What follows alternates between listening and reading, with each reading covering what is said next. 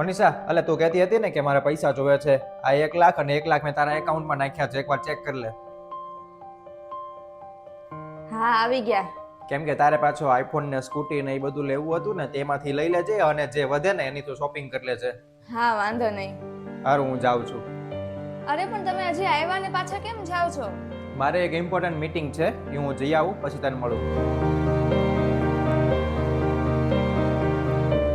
હા સર, બોલો ને. દુબઈ મીટિંગ રાખેલી છે, ત્યાં જવું પડશે તો? હા હા, 1 અઠવાડિયા સુધી. કાંઈ વાંધો નહીં. હા હા, ના તો હું નીકળું જ છું, અત્યારે જ નીકળું. હા હા.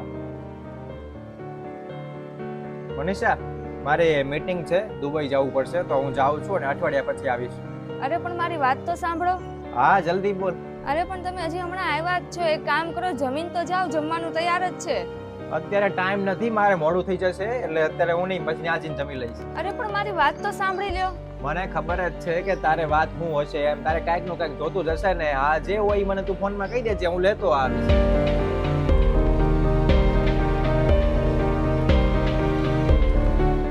ભાવિના રાતના 1 વાગ્યો છે, હજી તમે કામ કરો છો?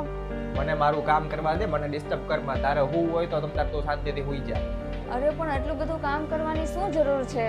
શું જરૂર છે એમ? તને યાદ છે તે આજથી મહિના પહેલા મને શું કીધું હતું ને હું સંભળાવ્યું હતું? મારી પાસે હજી લિસ્ટ પડ્યું છે.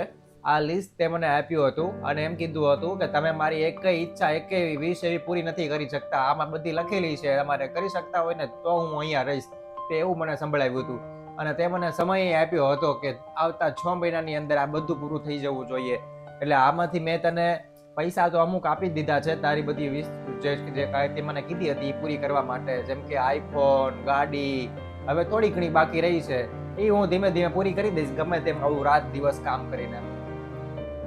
અને આ લિસ્ટમાં તે બધી જ વસ્તુ લખી છે મોંઘી મોંઘી, જેમ કે મોબાઈલ, તારી ગાડી, પછી અમુક બીજી નાની મોટી વસ્તુઓ તારે ઘરમાં જરૂરિયાત પડતી હોય એવી, તારી શોપિંગની વસ્તુઓ.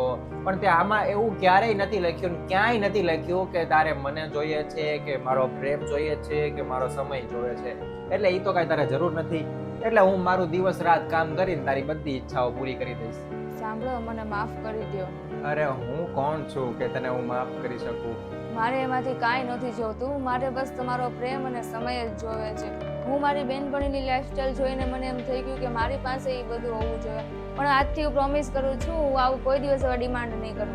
સાચી વાત છે મનીષા, હવે કદાચ તું સમજી ગઈ કે સાચી ખુશી એમાં નથી કે બધી વસ્તુઓ મળી જાય. કદાચ વસ્તુ મળી જશે ને તો પણ તને એ વસ્તુની કિંમત નહીં થાય ક્યારેય. કદાચ 1-2 દિવસ નવી લાગશે, પણ સાચી ખુશી તો એમાં છે કે આપણી સાથે રહેલી જે વ્યક્તિ છે ને એને આપણે રાજી રાખી શકીએ, ખુશી રાખી શકીએ અને એની સાથે આપણે એનું મહત્વ રાખી શકીએ. હંમેશા આપણી સાથે રહેલી વ્યક્તિનું માન સન્માન, એનું મહત્વ જ્યારે આપણે સમજી જઈએ ને ત્યારે આપણે ખુશ થઈએ. અને સામેવાળો વ્યક્તિ આપણને કેવી રીતે રાખે છે ને એ પણ સમજવું જોઈએ.